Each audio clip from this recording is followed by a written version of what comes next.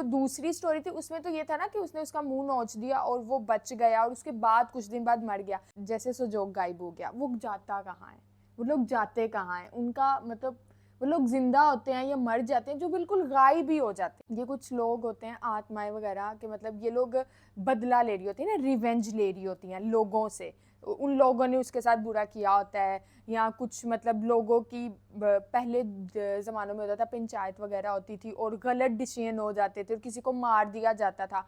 Hi, welcome back to our YouTube channel. मैं हूँ ईशा तारिक और हम बात करने वाले हैं स्कैरी स्टोरीज़ के बारे में। अगर हम देखें बचपन से ही, और हर किसी की लाइफ में एक ऐसा एक्सपीरियंस ज़रूर होता है। मतलब हम स्कूल्स पढ़ते हैं, एकेडमीज़ वगैरह जाते हैं और हर स्कूल की एक कहानी तो होती है कि इस स्कूल के नीचे पहले कब्रिस्तान था और यहाँ पर मौत हुई थी, यहाँ पे किसी ने खुदकुशी की थी। तो इस तरह की स्टोरीज़ बनती हैं। लेकिन ऑन द अदर हैंड हम देखें तो हमारी लाइफ में भी कुछ एक्सपीरियंसेस तो होते हैं। मैं अभी ना पिछले दिनों टिकटॉक पे एक पॉडकास्ट देख रही थी, पूरा सीरियस पॉडकास्ट था वो स्कैरी स्टोरीज़ पे। और ही भी लाइक के मतलब यहाँ पर पाकिस्तान में एक ना मिठाई की दुकान है जो काफ़ी पॉपुलर है। तो उसका ना एक सेल्समैन था, तो उसने बोला कि मैं ना 3 दिन से ना, मैं रात को 3 बजे ना एक जगह मिठाई डिलीवर करने जा रहा था ना, और मैं रोज़ जा रहा था और वहाँ पे तकरीबन 20 किलो, या पता नहीं उसने एक स्पेसिफिक बताई थी, एक फिगर बताया था कि इतने किलो मिठाई रोज़ जाती थी। और कहता मेरा बॉस बहुत खुश था ना कि रोज़ यहाँ पर मिठाई जा रही है और ये तो बड़ा अच्छा हो रहा है ना। कहता मतलब हम पूरी रात, मतलब पूरा दिन हमें उस ऑर्डर का इंतज़ार होता था कि वो ऑर्डर आए, क्योंकि वो पूरा दिन सेल नहीं भी होती थी तो वो ऑर्डर निकाल देता था सेल्स। तो कहता हम सभी खुश थे कि अच्छी अर्निंग हो रही है और ये होती ही रहे। तो कहता मतलब 3 दिन मैं गया तो नॉर्मल था, लेकिन कहते जब मैं मिठाई देने जाता था ना, वो बहुत ही वियर्ड सी प्लेस थी और बिल्कुल उसके आसपास मतलब पॉपुलेशन नहीं थी, आबादी नहीं थी, और ना एक आदमी आता था पूरा और मुझसे मिठाई लेके चला जाता था और मुझे पैसे भी पे करता था, मुझे टिप भी देता था और बड़ी अच्छी टिप देता था। तो कहता मैं भी खुश चल रहा था। और कहता एक दिन ऐसे 3rd डे या 4th डे, कहता जब मैं मिठाई लेके गया तो मतलब मैं क्यूरियस हो गया कि यार क्या चल रहा है ना यहाँ पे, कोई शादी भी नहीं पास नज़र आ रही, कोई घर भी नहीं पास नज़र आ रहा, तो मिठाई कहाँ रही है। और वो जो आदमी लेने आता था वो भी काफ़ी वेird था। तो ही भी लाइक कि मिठाई जा कहाँ रही है यार। तो उसने ना उसको कह दिया कि मुझे ना वॉशरूम जाना है, तो आप मुझे अपने घर में वॉशरूम जाने दो। उसने कहा ठीक है तुम आ जाओ। वो उसको लेके गया वॉशरूम, और कहता जब मैं वो उस घर के पास पहुंचा जिसमें आदमी मुझे लेके गया, वो बाहर से ना बहुत कच्चा मकान, जैसे बहुत ही गरीब लोगों का घर होता है, और बहुत मतलब कोई छोटा सा घर बनाया हुआ था मिट्टी का। तो कहता मैंने कहा यहाँ रोज 20 किलो मिठाई जा रही है और खा कौन रहा है ना अंदर, ये तो बहुत छोटी सी जगह, हद 2 या 3 आदमी रहते होंगे यहाँ। कहता जब मैं अंदर गया ना तो वो इतनी प्यारी जगह थी, इतनी बड़ी जगह थी, बहुत बड़ी जगह थी, और अंदर बहुत लोग थे, लाइक ऐसे कोई दावत चल रही है ना। कहता वो उसने मुझे, कहता मैं तो पहले हैरान हो गया ना कि बाहर से क्या था और अंदर से क्या था ना ये घर। कहता उसने मुझे वॉशरूम का रास्ता दिखाया और मैं चला गया वॉशरूम। और कहता जब मैं वापस आया तो मेरे जहन में यही था कि कुछ तो गड़बड़ है, कुछ तो वियर्ड है यहाँ पे। तो कहता लेकिन मैं ना दीवार के पीछे से ना छुप के देखने लग गया और उन सब के पाँव उल्टे थे और वो सब मिठाइयों को बस ऐसे ऐसे पकड़ के खा रहे थे। और कहता मतलब मैं इतना डर गया कि मैं वहाँ से भागा, और मेरी बाइक वहीं पे थी, मैं भागता गया भागता गया भागता गया और मैं पहुंचा और मैंने इनकार कर दिया ना वहाँ पे मिठाई ले जाने के लिए। तो आई बी लाइक कैसे हो सकता है यार ये, मतलब इतने ज़्यादा लोग और ऐसी जगह पे रह रहे हों, लेकिन मतलब वो एक शुरू से पढ़ते आ रहे हैं ना कि ये चीज़ है, एग्जिस्ट करती हैं। तो ऑब्वियसली अभी हमारे पास एक वीडियो है इंडियन विलेजेस की स्कैरी स्टोरीज़ के बारे में। इसमें ना स्ट्रीट 2 का भी जिक्र हुआ है कि वहाँ वो कहाँ से स्टोरी आई। तो हम वीडियो को स्टार्ट करते हैं, उसके बाद अपनी ओपिनियन आपके साथ डिस्कस करेंगे। Let's start the video. ओ स्त्री कल आना। स्त्री मूवी का ये डायलॉग और उससे जुड़ी कहानी तो हम सब जानते हैं। एक चुड़ैल जिसके डर से शाम होते ही सारे मर्द छुप जाते हैं क्योंकि वो सिर्फ मर्दों को अपना शिकार बनाती है। लेकिन ये कहानी असल में उससे और भी ज़्यादा खतरनाक है, जहाँ सिर्फ मर्द ही नहीं बल्कि छोटे बच्चे भी एक चुड़ैल का शिकार बन जाते थे। लेकिन ये इकलौती कहानी नहीं है। भारत के कोने कोने में कई ऐसी दिल दहला देने वाली घटनाएं, कई ऐसी डरावनी कहानियां छुपी है जिनसे जुड़े हैं कई अनसुने राज।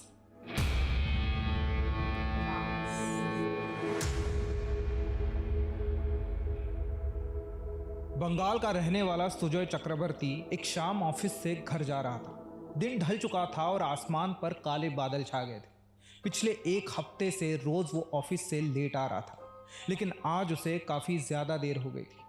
उसका घर शहर के बाहरी इलाके में था, जहां जाने आने की आखिरी बस वो मिस कर चुका था। लाचारी में उसे अपना सफर पैदल ही तय करना था, लेकिन आज उसके मन में एक अजीब सी बेचैनी थी। आज तो पत्नी से बहुत डांट पड़ेगी, कितनी देर हो गई है। अपने आप से बातें करता हुआ सुजय दबे पांव चल रहा था। अचानक उसके पीछे से हल्की सी आवाज आई, सुजो, कहाँ जा रहे हो? सुजोय के कदम एक पल के लिए थम गए। ये सुरीली मीठी आवाज किसी औरत की थी। शायद इस औरत को वो जानता था, लेकिन इस समय कैसे कोई पुकार सकता है? उसने सोचा उसके कान बज रहे हैं और वो आगे बढ़ता गया। लेकिन कुछ ही दूरी आगे एक बार फिर उस आवाज ने पुकार लगाई, सुजो, कहाँ जा रहे हो? इस बार सुजोय के पैर ठंडे पड़ गए। उसने आवाज को पहचान लिया। यह आवाज उसकी चाची की थी, जो उसे प्यार से सुजो बुलाती थी। बचपन में उसके माँ बाप की मौत हो जाने के बाद उसकी चाची ने ही उसे पाला था, लेकिन 8 साल पहले उनकी भी मौत हो चुकी थी। इतने सालों बाद सुजो इस आवाज को भूल चुका था और अचानक उसे सुनकर सुजो घबरा गया। इतने में वो आवाज फिर सुनाई दी, अपनी चाची को पहचानते नहीं? मुझसे भाग क्यों रहे हो? इस बार आवाज में एक अजीब सा खिंचाव था। उसने फिर कहा, मुझसे मिलना नहीं चाहते? सुजोय को अपने पीछे घने अंधेरे के बीच एक साया दिखाई दिया और मानो मदहोश होकर वो उस आवाज के पीछे चलने लगा। चाची, आप कहाँ हो? आवाज लगातार हंस रही थी और सुजोय को एक गहरी धुंध में ले जा रही थी। चलते चलते सुजोय को पता ही नहीं चला कि वो किसी सुनसान कच्ची सड़क से उतरकर जंगल के बीचों बीच आ चुका है। उसे अचानक होश आया। उसने देखा कि उसके आसपास सिर्फ सुनसान जंगल है। वो भागना चाहता था, लेकिन जैसे ही वो घूमा, एक काला साया उसकी आंखों के सामने आ गया था। अंधेरे से भी काला, जिसका कोई शरीर नहीं, कोई आकार नहीं। उसका एहसास इतना खतरनाक था कि सुजोय का सारा शरीर मानो जम सा गया। वो ना ही अपने हाथ पैर हिला पाया, ना ही उसके मुंह से कोई चीख निकल पाई। उसका मुंह खुला का खुला ही रह गया। सुजोय की पत्नी घर पर उसका इंतजार कर रही थी। जब रात भर सुजोय वापस नहीं आया तो उसने पड़ोसियों से मदद मांगी। गांव के लोग मिलकर सुजोय की तलाश करने लगे, लेकिन कोई सुराग नहीं मिला। सुजोय ऐसे गायब हो चुका था जैसे कभी था ही नहीं। उसकी पत्नी टूट गई थी और एक दिन उसने अपनी जान ले ली। गांव के लोग कुछ दिन तक उसकी मौत का शोक मनाते रहे, फिर सब कुछ भूल गए। लेकिन धीरे धीरे ऐसे किस्से और सुनाई देने लगे। कई लोगों को रात में अपना नाम पुकारे जाने की आवाज़ें सुनाई देने लगी और यही से शुरुआत हुई निशी डाक की, यानी अंधेरे की आवाज़। निशी डाक एक रात की आत्मा मानी जाती है, जो अपने शिकार को अपने जाने पहचाने लोगों की आवाज़ में बुलाती है। वो अपने शिकार को सुनसान जगह पर ले जाती है और फिर अपना असली रूप दिखाती है। एक ऐसा भयानक रूप जिसे देखकर दिल, दिमाग, शरीर सब सुन्न पड़ जाते हैं। गांव के लोग कहते हैं कि निशी डाक को पहचानना मुश्किल है, क्योंकि ये हमेशा एक ऐसी आवाज़ में बुलाती है जिसे आप पहचानते हैं। तो जब तक आप श्योर ना हो तब तक पीछे मुड़कर ना देखें, क्योंकि हो सकता है वो निशी डाक अपना अगला शिकार ढूंढ रही हो। हवन एक ऐसी प्राचीन प्रथा जिसके माध्यम से आप अपने जीवन को भक्ति, समृद्धि, शांति और शुद्धता से भर सकते हैं। पर आज के समय में लोग इसका महत्व भूलते जा रहे हैं। पिछले 3 सालों से हमारी टीम का संकल्प रहा है कि हम अपने इतिहास और संस्कृति में छुपे ज्ञान को आप तक पहुंचा सकें, और इसी दिशा में आगे बढ़ते हुए हम आपके लिए लाए हैं हवन कप्स बाय राज, जिन्हें शुद्ध गोबर और आयुर्वेदिक जड़ी बूटियों का इस्तेमाल करके बनाया गया है, ताकि आपके घर में कोयले और केमिकल्स के इस्तेमाल के बिना एक पवित्र वातावरण बन सके। तो अभी विजिट करिए हमारी वेबसाइट bbcstore.in और अपनी स्पिरिचुअल जर्नी में आगे बढ़िए।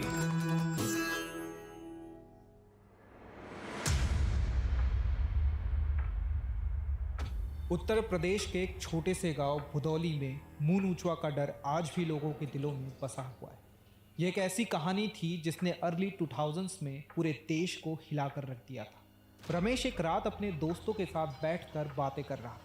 रात गहरी होती जा रही थी और सब अपने घर लौट रहे थे, लेकिन रमेश का घर काफ़ी दूर था उसने अपनी साइकिल उठाई और घर की तरफ चल पड़ा। रात का सन्नाटा उसके लिए डरावना बन गया था। जैसे ही वो सुनसान रास्ते पर पहुंचा, उसने एक अजीब सी आवाज़ सुनी। हवा में एक अजीब सा ठंडा एहसास बन गया था। रमेश को ऐसा लगा कि कोई चमकती हुई चीज़ उसके पास से गुजर गई। उसने सोचा शायद कोई तेज़ गाड़ी हो, लेकिन कोई भी गाड़ी इतनी तेज़ कैसे हो सकती है। घबराहट रमेश के दिल में बस चुकी थी। उसने अपने पैरों पर जोर डाला और साइकिल की रफ्तार बढ़ाई, लेकिन एक बार फिर उसे अपने पीछे से उसी अजीब आवाज़ वाली रोशनी का एहसास हुआ। उसने देखा कि एक बहुत ही चमकती हुई रोशनी बहुत तेज़ी से उसकी तरफ बढ़ रही थी। ये कोई गाड़ी नहीं थी, बल्कि एक अजीब सा आकार था। उसका दिल इतनी ज़ोर से धड़कने लगा कि बाहर ही आ जाता। उसने साइकिल की रफ्तार और बढ़ाई। साइकिल चलाते चलाते रमेश बार बार पीछे देख रहा था, और हर बार जब वो मुड़ता, वो देखता कि वो रोशनी और भी उसके करीब आ चुकी थी। उसने अपनी पूरी जान लगाकर साइकिल पर पैर मारना शुरू किए, लेकिन अचानक वो रोशनी उसकी आंखों के सामने आकर खड़ी हो गई। रमेश ने कुछ पलों के लिए अपना होश गंवा दिया और धड़ाम से अपनी साइकिल से नीचे गिर गया। जब उसे होश आया तो उसने देखा कि ठीक उसकी आंखों के सामने एक चमकदार रोशनी से एक आकार बन रहा था, मून ऊंचवा का आकार। रमेश ने कई महीनों से मून ऊंचवा के बारे में सुना था और अब वो उसका शिकार बनने जा रहा था। रमेश जोर से चिल्लाया, लेकिन उसकी आवाज़ उस रात के सन्नाटे में डूब गई। कई मीलों तक कोई इंसान नहीं था। रमेश उठ खड़ा हुआ और दौड़ने लगा। उसकी सांसें तेज हो रही थी। वो ये भी नहीं जानता था कि वो कहाँ जा रहा है। बस बिना सोचे अपनी सारी जान लगाकर रमेश भाग रहा था। हर कदम पर उसे लग रहा था कि वो चमकती हुई चीज़ उसके करीब आ रही है, लेकिन अचानक रमेश को ऐसा लगा कि उसके पैर जमीन से चिपक रहे। उसके सामने मुंह नोचवा खड़ा था। एक झुलसा हुआ बदसूरत सा चेहरा, घनी मूंछ, लाल आंखें, सड़े हुए दांत और लंबे खुरचे हुए नाखून जैसा एक प्राणी। वो इंसान जैसा दिख रहा था, लेकिन किसी कीड़े जैसे पंख थे उसके, जिससे वो हवा में मंडरा रहा था। उसके हाथ पांव भी किसी कीड़े की तरह ही टेढ़े थे। उसका चेहरा इतना भयानक था कि रमेश का शरीर मानो सिकुड़ गया हो। उसकी आवाज़ बंद हो गई और आंखों से आंसू आने लगे। इससे पहले कि रमेश कुछ कर पाता, मून ऊंचवा ने अपने खुरचे हुए नाखूनों से रमेश का चेहरा खरोच कर फाड़ दिया। उसके सर से लेकर होठ सब जगह खून बहने लगा, और ऐसा होते ही मून ऊंचवा गायब हो गया। पूरी रात रमेश दर्द से चीखता रहा। सुबह कुछ गांव वालों ने उसे ढूंढा और उसे घर लेकर गए। उन सभी ने मून ऊंचवा की कहानियां सुनी थी। वो राक्षस जो लोगों के मुंह नोच लेता है। उसके शिकार का कोई इलाज नहीं होता। जिस इंसान को मून ऊंचवा जख्मी करता है, उसके जख्म धीरे धीरे रोग बन जाते हैं और कुछ ही दिनों में उसकी मृत्यु पक्की होती है। कई लोग ये भी मानते हैं कि ये मून ऊंचवा का श्राप है, इसीलिए कोई भी रमेश की मदद नहीं करना चाहता था। अगले 3 दिनों में अपने घाव से तड़प तड़प कर रमेश मर गया। गांव के लोग कहते हैं कि मून ऊंचवा एक प्राचीन बदला लेना चाहता है, और जो भी रात को उसे मिलता है वो उसका शिकार बन जाता है। मून ऊंचवा का कहर यूपी में ऐसा बरसा था कि सरकार को कार्यवाही करनी पड़ी। काफ़ी गहरी इन्वेस्टिगेशन चली। कुछ लोग कहते थे कि वो एक आत्मा है, कुछ कहते थे कोई पागल है, कुछ कहते थे एलियन है, तो कुछ ये भी कहते थे कि ये सिर्फ एक शरारत है। कुछ साइंटिस्ट को जांच करने के लिए बुलाया गया, जिन्होंने कहा ये सिर्फ अफवाह है और कुछ भी नहीं। लेकिन आज भी मून ऊंचवा की कहानियाँ यूपी के गांव-गांव में सुनाई जाती हैं। आज भी लोग रात को अपने घरों से निकलने से पहले सोचते हैं कि कहीं किसी रोशनी से मून ऊंचवा ना आ जाए। भूतिया कहानियाँ और उनसे जुड़ी मान्यताएं दुनिया भर में आज भी एक गहरा राज है। कुछ लोग इसे साइंस से समझाने की कोशिश करते हैं। उनका मानना है कि कई अलग अलग बीमारियां, कई भ्रम होने से इंसान कुछ ऐसी चीज़ें करने या मानने लग जाता है जो बिल्कुल भी सच नहीं होती। कुछ लोग इसे धर्म से जोड़ते हैं। उनका मानना है कि ये बुरी आत्माएं हैं, काले साए हैं, जो किसी ना किसी तरीके से ये बुराई और अंधेरे का प्रतीक माने जाते हैं। कुछ लोगों का ये भी मानना है कि ये सब एक अलग डायमेंशन का हिस्सा है, जहाँ आत्माएं रहती हैं, कुछ अच्छी कुछ बुरी। इन्हें एनर्जीज की तरह भी देखा जाता है। आपके इस बारे में क्या थॉट्स हैं, हमें कमेंट सेक्शन में ज़रूर बताएं। अगर वीडियो पसंद आया तो इसे लाइक और शेयर कीजिए, और ऐसे ही अनसुनी, अनदेखी और अनकही कहानियों के लिए राज को सब्सक्राइब कीजिए। ओह माय गॉड, लाइक पहली जो स्टोरी थी ना सुजोग वाली, मुझे मतलब स्टोरी में ये नहीं समझ आ रहा था, सुजोग तो मर गया तो इनको कैसे पता चली ना वो सुजोग की स्टोरी। लेकिन होता है काफ़ी, जो गांव के लोग होते हैं उनके साथ एक्सपीरियंस हुए हुए होते हैं, तो वो बात आती आती आती आती आ जाती है। और ये बहुत होता है कि एक बात ना जब स्टार्ट होती है वो कुछ और होती है, और वो बन बन के लाइक एक्टिवाइज पैसिवाइज, तो वो बन बन के कुछ और बन जाती है। लेकिन ऐसी एनर्जीज होती हैं, नेगेटिव एनर्जीज होती हैं, ये तो पूरा बिलीव है ना मुझे, होती हैं ऐसी एनर्जीज। लेकिन यार मतलब किसी की मुझे ये नहीं समझ आती कि ये जैसे सुजोग गायब हो गया, वो जाता कहाँ है, वो लोग जाते कहाँ हैं, उनका मतलब वो लोग जिंदा होते हैं या मर जाते हैं, जो बिल्कुल गायब ही हो जाते हैं। लाइक जो दूसरी स्टोरी थी उसमें तो ये था ना कि उसने उसका मुंह नोच दिया और वो बच गया, और उसके बाद कुछ दिन बाद मर गया। लेकिन जैसे वो पहली स्टोरी थी वो लोग गायब हो रहे थे, और तो मतलब मैं ये सोचती हूँ कि वो लोग गायब होके जाते कहाँ हैं। तो ना मेरे जहन में एक वो भी कॉन्सेप्ट आता है कि इंडियन एक मूवी है, आई डोंट थिंक सो, मुझे उसका नाम बिल्कुल भूल गया जहन में। वो काला जादू जो करते हैं और वो एक न्यू वर्ल्ड में ले जाती है ना लोगों को, वहाँ पे जाके छोड़ देती है। तो मुझे लगता है ये मतलब जैसे सुजोक वाली स्टोरी है ना, उसका ऐसे होता है कि वो एक न्यू वर्ल्ड में उनको ले जाती हैं और वो वहाँ पर रहते हैं। फिर पता नहीं कैसे रहते हैं, लेकिन मुझे ऐसा लग रहा है कि ये इसके पीछे ये कॉन्सेप्ट है।